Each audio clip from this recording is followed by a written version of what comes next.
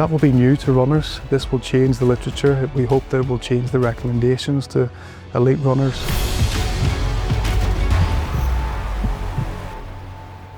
Well, in terms of carbohydrate recommendations, the traditional recommendations that were last published in 2016 was between 30 and 90 grams of carbohydrates per hour, depending on exercise duration.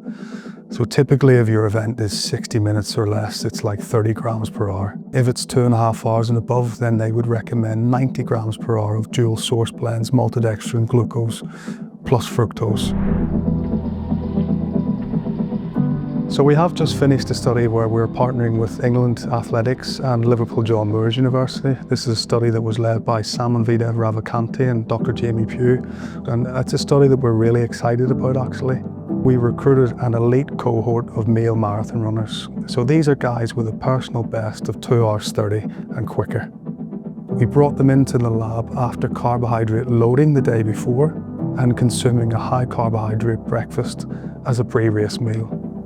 And we asked them to exercise for 2 hours at an intensity that mimics race pace. And that's very, very important because lots of studies have used recreational athletes at exercise intensities that are not reflective of what they do on race day. When a participant comes in to do the trial, we first get all resting samples. So we get a resting lactate sample, resting hemoglobin and hematocrit, resting body mass, and resting breath samples as well without any drinks. And what we were trying to do in that study was to look at the effects of carbohydrate consumption during running on substrate metabolism. And this is also important because runners habitually underfuel when compared to other endurance athletes. But when they do fuel at what we think they should do, they have some gastrointestinal problems. So what we wanted to do in this study was to really look at the different doses of carbohydrate. We used 60 grams of a single source, which was maltodextrin. So 60 grams of carbohydrates per hour, or 90 grams of carbohydrates per hour, but this time it was a dual source blend. So it was 60 grams of maltodextrin and 30 grams of fructose. And then last but not least was 120 grams of carbohydrates per hour.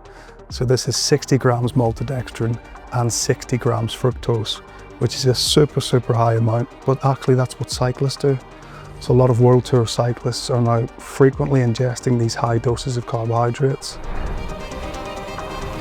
Since I'm blinded to the study, I don't really know what they're getting on every trial. At time points 15, 45, 75, and 105, they jump off the treadmill and we get lactate samples again with their GI symptom questionnaires and their desire to drink questionnaires. And then they get back onto the treadmill. We collected their expired gas, and what we actually used in the drinks was something called stable isotopes. So we enriched the drinks with an isotope of carbon, which sounds quite technical, but actually when these guys are then exercising and we're collecting their expired gases, we can then measure the amount of carbon, the isotope that's been ingested in the drink, how much of that carbon is then being expired in the breath. And so that then allows us to calculate how much of the carbohydrate they're ingesting they're actually burning as fuel. Really sophisticated technique, but tells us quite a lot.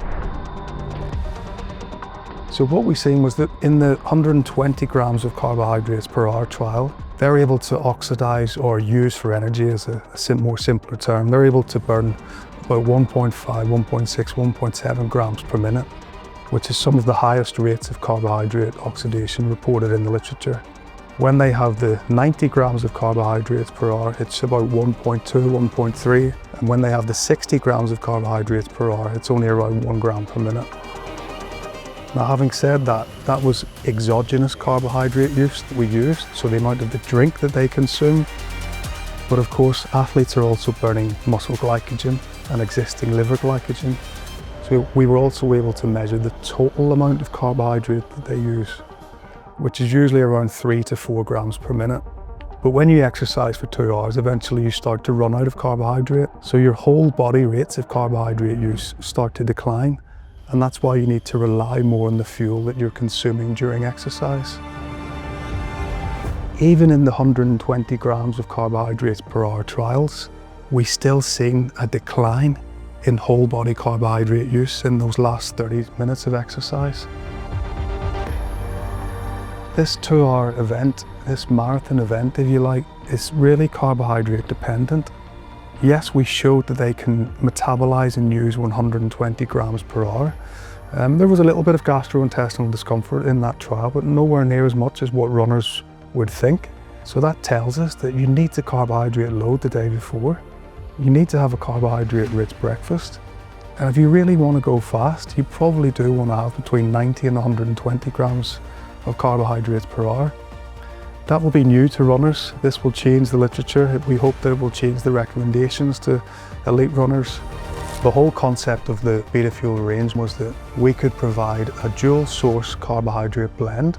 Within a given 500 milliliter solution, we could provide 80 grams of carbohydrate, which means that actually every 150 milliliters of fluid, you're effectively ingesting 20 to 25 grams of carbohydrate in only a few mouthfuls. We've since introduced a Beta Fuel gel.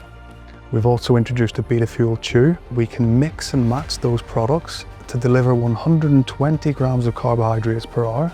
So the Beta Fuel range actually, I think, is the most complete fueling range in sport. But for sure, we now know that runners are able to use 120 grams per hour. They just need to practice it and experience it. If you practice your fueling strategy consistently in training, you will be able to turn up on race day, you will be able to metabolize and use this carbohydrate that you're ingesting, and most importantly, you should be able to run faster.